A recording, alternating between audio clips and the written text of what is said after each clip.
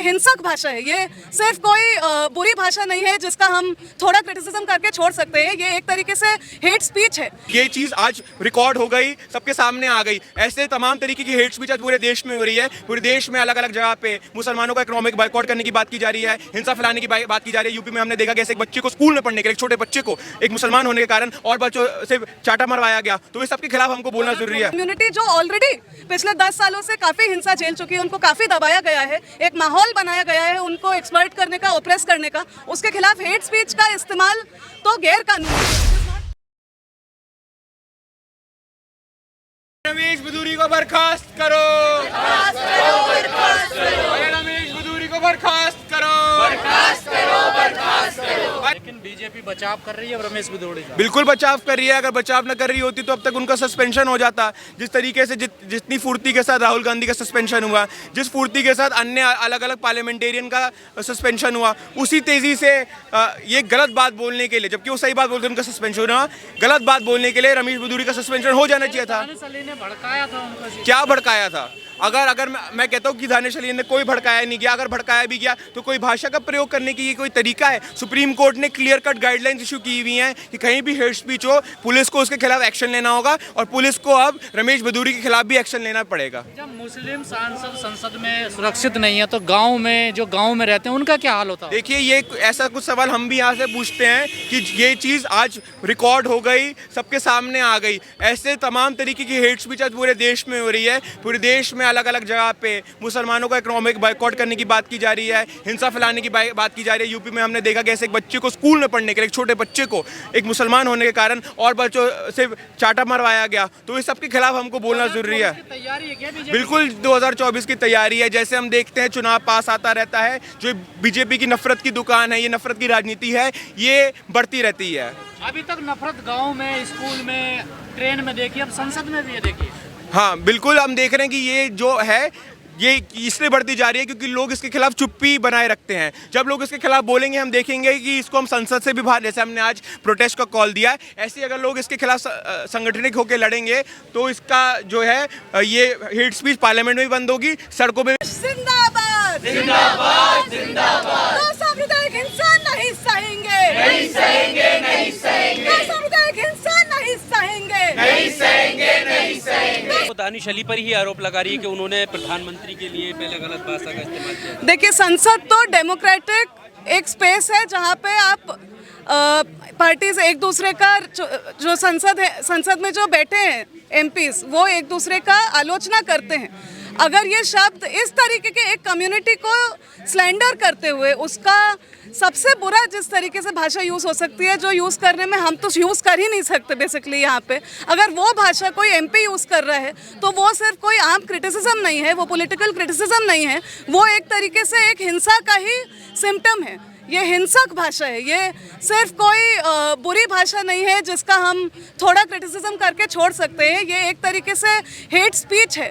Hate speech is not simply bad language. वो एक community के ऊपर मंत्री के खिलाफ भी ऐसे बयान दिए जा रहे हैं। संसद में माफी मांग ली है देखिए। सिर्फ माफ़ी मांगने से क्या होगा? हेट स्पीच तो सिर्फ माफ़ी मांग के, ये एक इंसान ने दूसरे इंसान को दोस्ती में कुछ गलत बोल दिया, या दोस्ती ना भी हो, सड़क पे चलते कुछ गलत बोल दिया, ये तो वो चीज़ नहीं है।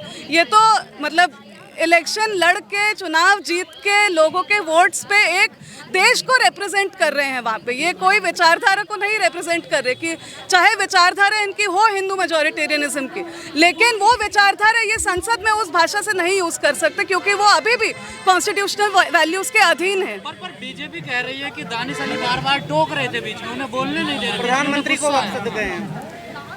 गुस्सा आने से क्या इंसान एक पूरे कम्युनिटी को स्लैंडर कर सकता है? एक कम्युनिटी जो ऑलरेडी पिछले 10 सालों से काफ़ी हिंसा झेल चुकी है, उनको काफ़ी दबाया गया है, एक माहौल बनाया गया है उनको एक्सप्लॉइट करने का, ऑप्रेस करने का, उसके खिलाफ हेट स्पीच का इस्तेमाल तो गैर कानूनी है। इट इज़ नॉट जस्ट कि ये बुरी भाषा में यूज़ किया जा रहा है, ये साफ साफ देश का कॉन्स्टिट्यूशन का उल्लंघन करते हुए, क्योंकि कॉन्स्टिट्यूशन के आधार पे सभी नागरिकों का चाहे वो हिंदू हो, मुस्लिम हो, औरत हो, आदमी हो, चाहे किसी भी तरीके का भेदभाव हो लोगों के बीच समाज में, उसका इक्वल पॉलिटिकल राइट है देश में एज सिटीजन्स रहने का, एज सिटीजन्स पार्टिसिपेट करने का, और उसके खिलाफ इस तरीके की भाषा यूज़ करी जाए, ये इन वैल्यूज़ का उल्लंघन है। ने चेतावनी दे दी है उनको। चेतावनी से इसमें क्या होगा? हेट स्पीच तो एक कैटेगरी ऑफ ऑफेंस है।